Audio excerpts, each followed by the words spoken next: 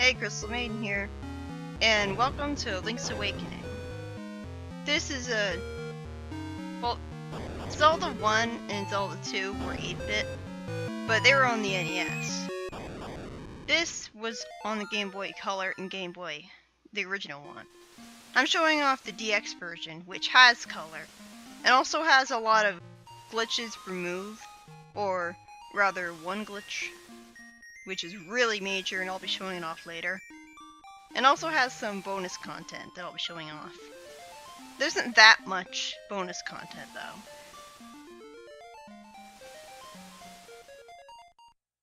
though.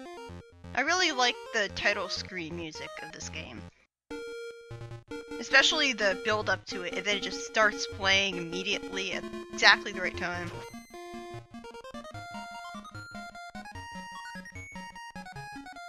I also love the way that the title screen looks.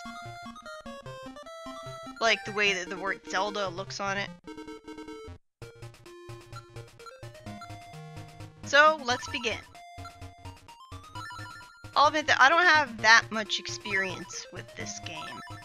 Like, this is one of the Zelda games that I've played the least.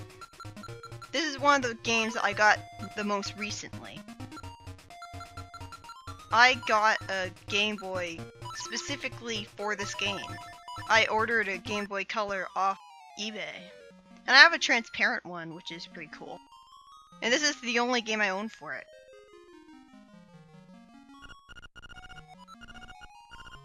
So I played through it around 3 times. More like 2.5.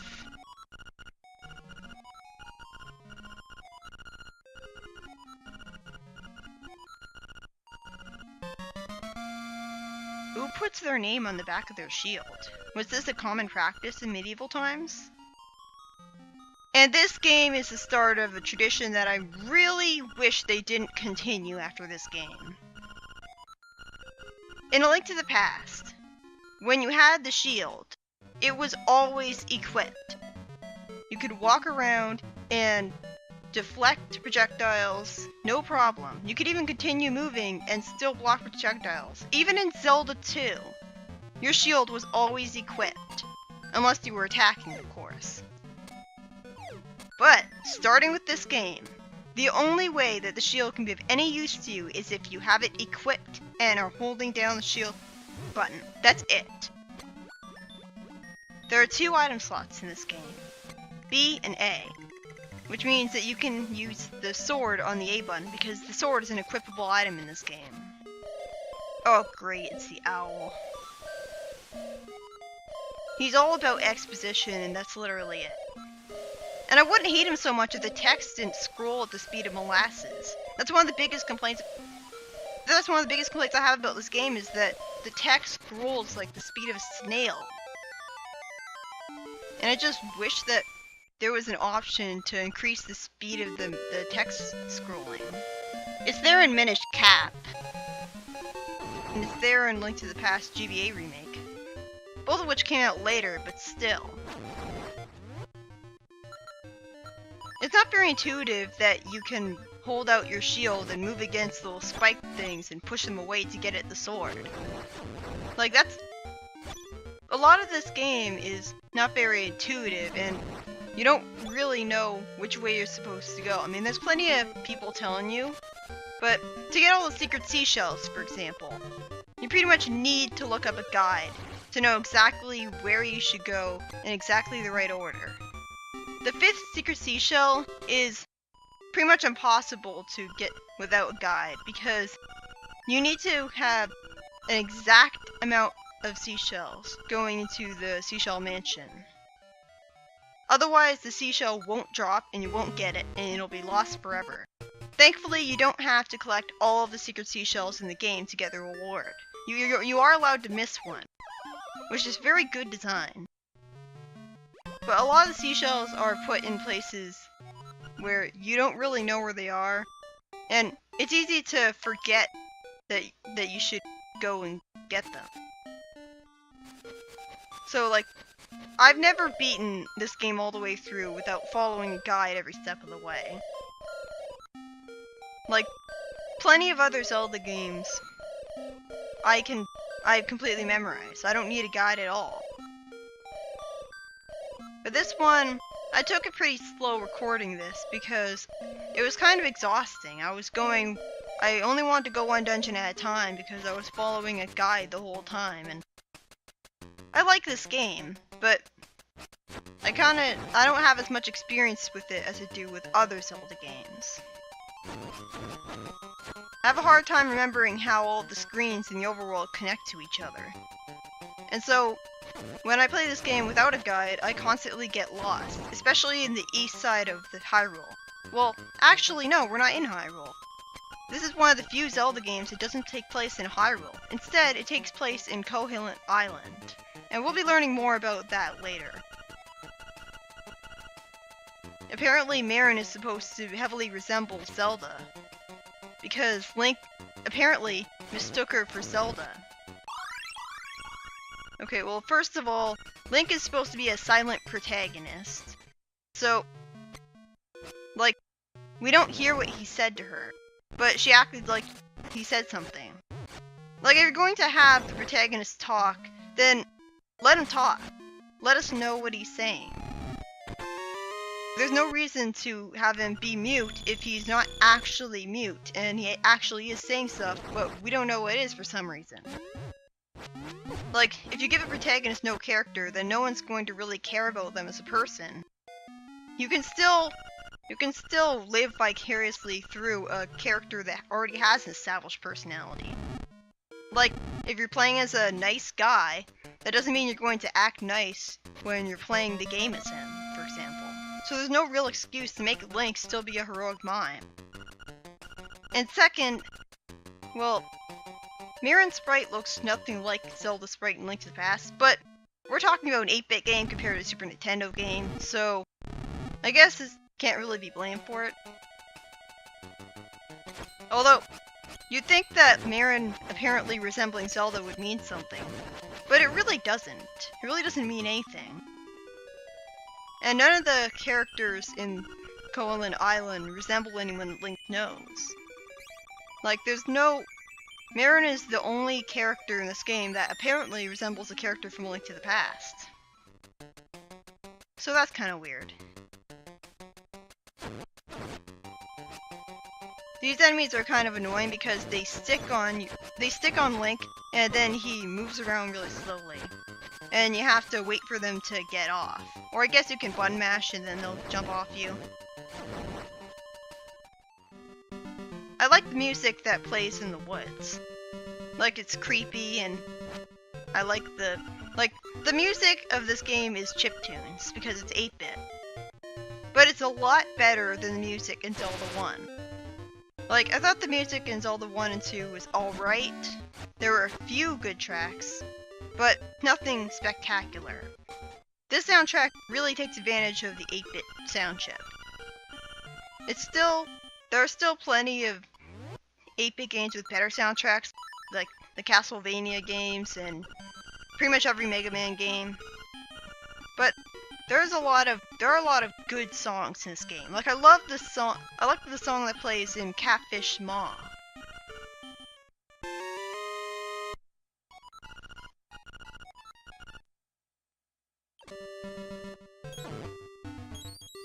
So you get the magic powder pretty much the same way you did in Link to the Past. And it seems to serve the same functions. It's so much easier to get hurt when you're trying to get the dialogue from this guy, because you have to be so close up to him to talk to him. He says random stuff. I think he runs out of stuff to say. I don't know if I showed off everything he said. He speaks with a Jamaican accent for some reason. And that's the last time in the series that we'll ever be seeing an enemy like that starts talking to you if you sprinkle magic powder on it. So, eating a mushroom caused him to turn into a raccoon that makes you get lost in the woods. Or I guess a tanuki, but it doesn't look anything like one.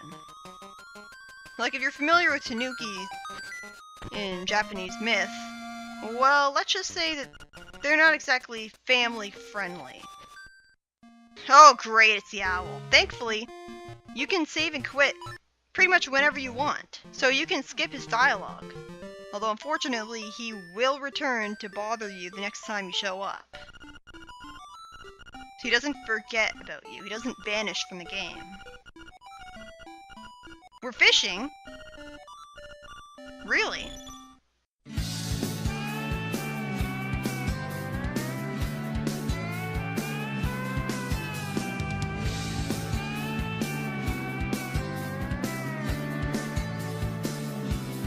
Yeah, I couldn't resist.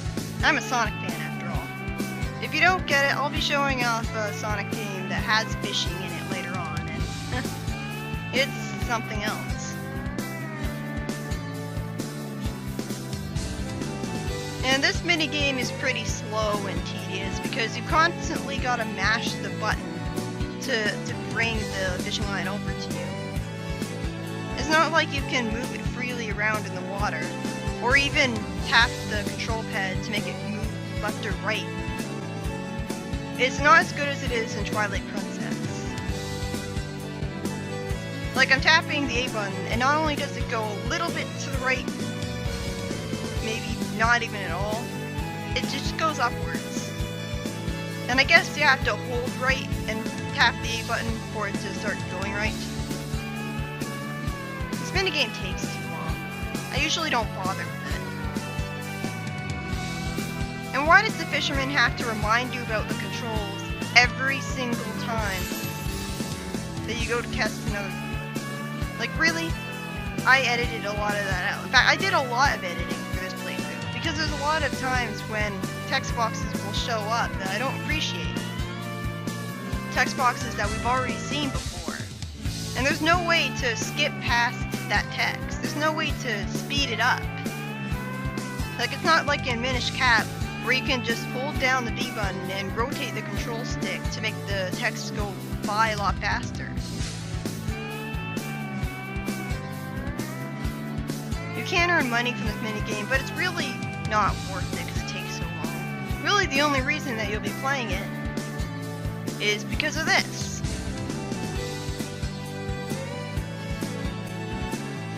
The piece of heart. No, I will not try again. Live a little? How is fishing exciting? You're just standing there, waiting. Yay, I got a secret seashell!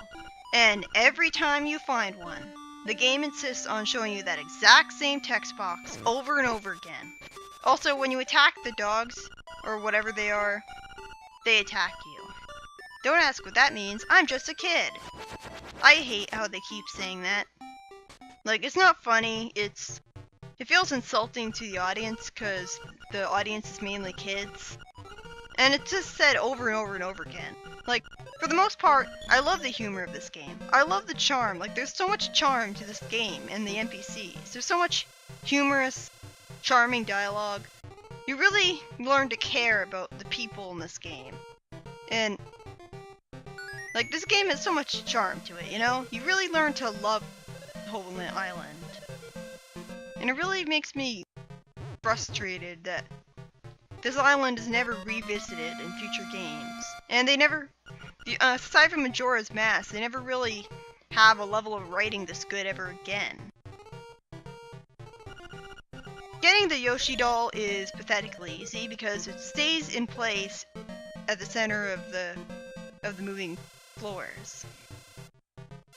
But the crane takes so long to, like, see? Bullshit! I had that! It takes so long to grab onto stuff that it's really not worth even trying to collect rupees. I'm not going to be needing the shovel for quite a while. Like, I'm not going to be taking advantage of the shovel for quite a while. Usually by the time you need the shovel, you'll have enough money to get it. But what I like to do is take advantage of a cool mechanic that they have in this game. You can actually steal from the shopkeeper. Unfortunately, it's a lot harder than it looks. So it's kind of luck-based whether you manage to get it right or not. Like, you can be circling around the shopkeeper for like 8 billion years and then try to go out and he'll instantly turn around and catch you. I don't know what determines whether he turns around or not. I'll be lost in the hills later, so keep a lookout for me here. How does he know that he's going to be lost in the hills? And if he knows he's going to be lost in the hills because he's psychic or met a psychic or something, then why did he go in the hills at all? I guess that's the point. And I like how they tell you that you can trade it for something else, because it's good at... It's not hand-holdy. A lot, like, this game started out the trend of Zelda games being hand-holdy, but it is pretty good that they actually tell you that you need to trade it. Even though it's 8-bit chiptunes, it still sounds really beautiful to me.